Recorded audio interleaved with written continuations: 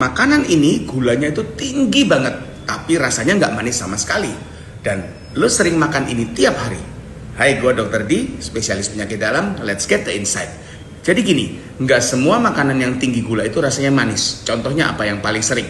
Nasi putih.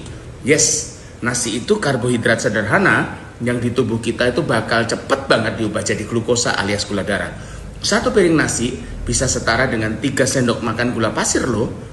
Tapi karena nggak ada rasa manis di lidah, banyak yang nggak sadar. Contoh lain apa? Roti tawar putih, kentang goreng, mie instan, kerupuk, keripik dari bahan umbi-umbian, selai kacang, kue asin, pastel, risoles, lumpia. Itu semua punya indeks glikemik yang cukup tinggi. Artinya cepet banget naikin gula darah. Dan ini masalah kalau dikonsumsi berlebihan.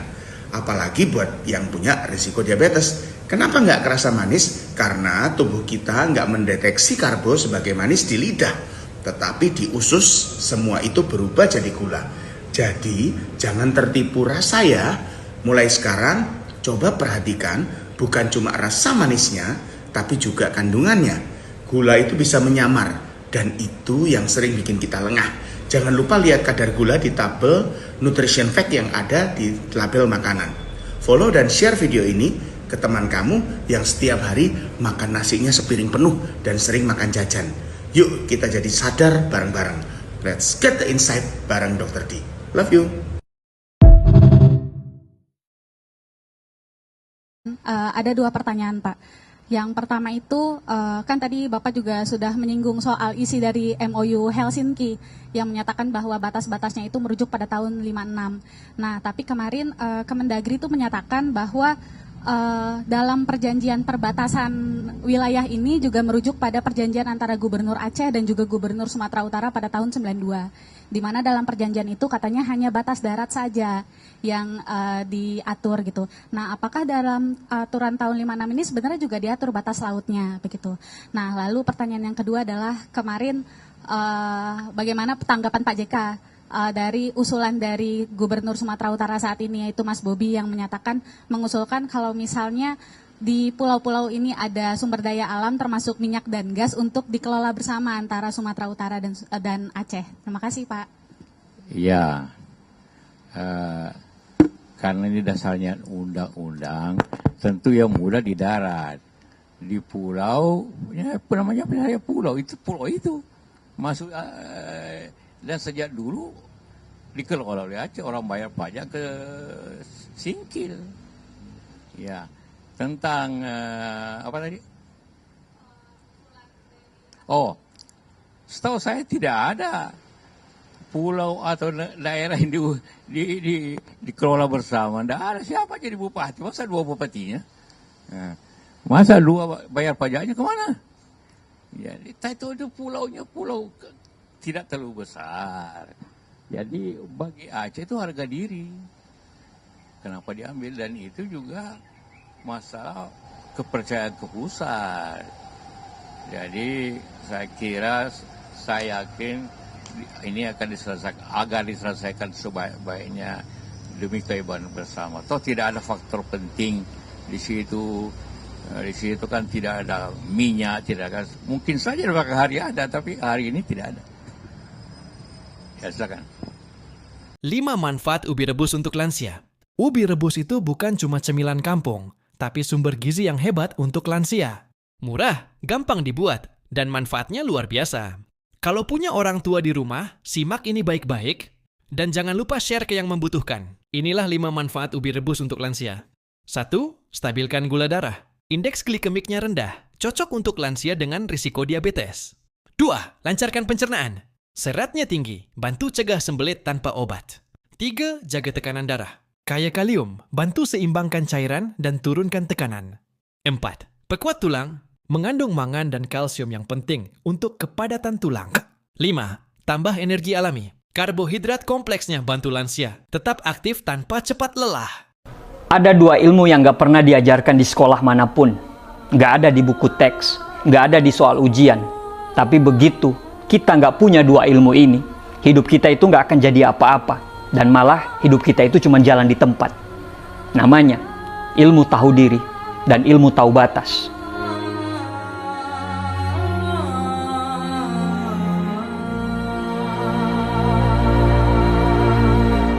Ilmu ini kelihatan sederhana, tapi mahalnya bukan main.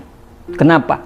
Karena sebagian kita baru sadar pentingnya dua ilmu ini setelah kita dihantam realita. Yang pertama, ilmu tahu diri. Tahu diri itu bukan masalah minder. Tahu diri juga bukan masalah merendah untuk meroket. Tahu diri itu soal kesadaran. Sadar kita siapa, kapasitas kita di mana, dan nggak semua panggung bisa kita naiki, dan nggak semua pembicaraan harus kita bicarakan. Ada seorang teman bilang ke kami, waktu kami lagi nongkrong di warung kopi. Dia bilang begini, "Di, tahu diri itu ilmu yang paling sopan loh." Dia ngajarin kita untuk nggak memaksakan diri kita untuk duduk di meja orang kalau kita nggak diundang. Bahkan meski kursinya kosong, semua langsung sunyi. Bahkan ada beberapa teman yang suka menyanggah, itu diam 1000 bahasa. Kenapa? Karena memang sangat benar adanya. Banyak sekali orang kelelahan, bukan karena kurang hebat, tapi karena memaksa diri untuk menjadi hebat di tempat yang bukan miliknya. Memaksakan diri untuk tampil, padahal dia belum siap. Memaksakan untuk masuk ke ruangan-ruangan yang belum waktunya untuk dimasukin. Maksain untuk menjadi burung saat lomba berkicau, padahal dia nggak sadar bahwa dirinya itu adalah seekor ikan. Tahu diri itu bukan berarti kita berhenti belajar, tapi dia mengajarkan kita untuk bersiap lebih dahulu, baru kita maju. Bukan asal tampil demi sebuah validasi, tapi tampil karena kita punya kontribusi. Banyak orang ingin terlibat dari semua topik, merasa pakar dalam segala hal, dan lupa berkaca siapa dirinya dan apa keahliannya. Tahu diri adalah sebuah seni tentang mengerti. Mengerti di mana kita harus bicara dan kapan kita hanya harus mendengarkan. Kalau kata Warren Buffett, jika kita fokus pada lingkaran kompetensi kita dan bicara, bertindak pada hal yang kita kuasai saja, maka personal brand kita itu akan terpancar. Di luar lingkaran kompetensi itu, abaikan, lupakan, dan diam serta belajarlah. Biarkan orang yang ahli yang bicara. Tidak perlu kita menghabiskan waktu kita untuk membaca semua informasi dan ikut dari semua perdebatan. Baca dan dalami apa yang kamu minati, yang kamu sukai, dan itu menjadi kekuatanmu. Lihat saja kisah orang-orang sukses di dunia ini. Beethoven biasa saja di bidang apapun, tapi di bidang musik dia adalah maestro. Maradona boleh lemah di bidang yang lain, tapi dalam dunia sepak bola dia adalah dewa. Kenapa? Karena mereka menghabiskan waktu mereka hanya untuk latihan di bidang yang mereka kuasai. Mereka tidak keluar dari lingkaran yang mereka tidak tahu. Maradona dan Beethoven sangat menguasai seni untuk tahu siapa mereka, dari mana mereka berasal, dan untuk apa mereka ada di dunia ini. Yang kedua, tahu batas. Kalau tahu diri adalah ilmu kesadaran, kalau tahu batas adalah ilmu keselamatan. Banyak orang hidupnya hancur, bukan karena kehabisan bensin, tapi karena ngegas terus tanpa tahu kapan harus ngerem. Lihat saja di media sosial, banyak sekali orang yang nggak tahu batas-batasan untuk ngomong. Ngomentarin hidup orang lain, kayak mereka itu jadi Tuhan yang sedang buka cabang. Ada yang baru baca tweet 1 baris, langsung jadi pakar. Ada yang baru ikut seminar setengah sesi, langsung nulis e-book. Ada yang baru nikah 2 tahun, langsung ngajarin bagaimana caranya untuk pernikahan itu bisa langgeng. Baru dapat 2 juta di medsos, langsung ngajarin bagaimana caranya menghasilkan miliaran dari medsos. Tahu batas, itu bukan nahan potensi loh. Tapi sadar, gak semua yang kita tahu harus diucapkan. Gak semua hal harus kita tanggapi. Gak semua ruang itu butuh kehadiran kita. Ketika orang lupa ilmu tahu diri dan ilmu tahu batas ini, semua jadi pengen ngomong, semua pengen menang, semua pengen validasi. Padahal kadang diam itu lebih elegan daripada apapun. Sekarang semua orang pengen viral, tapi nggak semua orang siap mental. Sekali dihujat langsung jatuh mentalnya. Padahal sebelumnya nyerocos ke sana kemari tidak berhenti-berhenti. Itu dia. Ilmu tahu batas bukan cuma soal tidak melampaui orang lain, tapi juga tahu batas dirimu sendiri, tahu batas mentalmu, tahu batas energimu, dan tahu batas egomu. Kadang ada waktu di mana kita bisa bilang, aku capek, aku mundur dulu, aku belum sanggup. Dan itu bukan sebuah kekalahan, itu melambangkan sebuah kematangan. Kenapa dua ilmu ini sangat mahal? Karena banyak orang baru belajar ini setelah dibuang dari lingkungannya karena nggak tahu diri, ditinggal pasangannya karena terlalu banyak nabrak batas, dijauhi teman-temannya karena nggak ngerti kapan harus berhenti ngomong, gagal dalam proyek karena nekat tanpa persiapan. Ilmu ini nggak bisa kamu beli, tapi kamu bisa kehilangan kalau kamu terus sibuk mengejar pengakuan dan lupa ngaca pada diri sendiri. Tahu diri, tapi jangan mati gaya. Satu hal yang penting, tahu diri bukan berarti nggak punya mimpi loh. Tahu batas berarti bukan nggak punya ambisi. Kuncinya ada di kata proses. Kalau kamu lagi tahap belajar, ya belajar yang benar. Nggak usah sok tahu. Nggak usah buru-buru pengen dibilang udah bisa. Kalau kamu tahu dirimu masih di level pemula, ya pelan-pelan untuk naik level. Jangan baru pegang kamera sehari, langsung ngaku fotografer senior. Kalau kamu tahu batas kesabaran pasanganmu itu tipis, ya jangan tambah tipis lagi dengan ego dan perdebatan yang receh. Tahu diri dan tahu batas bukan bikin kamu kecil. Justru ini yang bikin kamu besar tanpa harus bising. Semua yang indah di dunia ini punya batas. Laut punya pantai, gunung punya puncak, cinta punya sabar. Hidup ini bukan soal siapa yang paling cepat sampai, tapi siapa yang bisa menjaga langkahnya tetap utuh sampai garis finish. Dan dua ilmu ini, tahu diri dan tahu batas, adalah panduan yang sunyi yang menghindarkan kita dari kesalahan yang paling mahal, yaitu gagal jadi manusia yang sadar ukuran. Kalau kamu punya dua ilmu ini, kamu nggak perlu banyak ngomong. Kehadiranmu saja sudah sangat bikin tenang. Kalaupun kamu lagi duduk di pojokan saat ramai, kamu cuma diam, orang akan tetap menghormati kamu.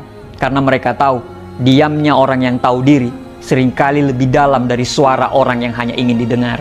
Terima kasih.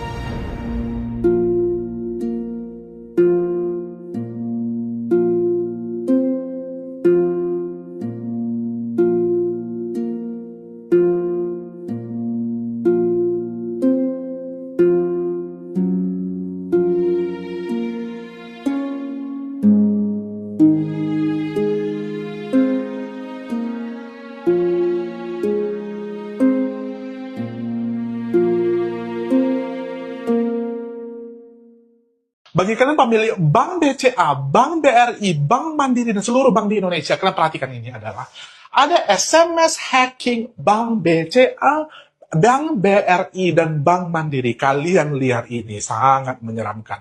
Nah, kalian lihat ini. Ini tadi datangnya dari Bank BCA, yang katanya dari pelanggan terhormat, BCA mengingatkan Anda bahwa poin transaksi Anda 15.700 akan habis masa berlakunya.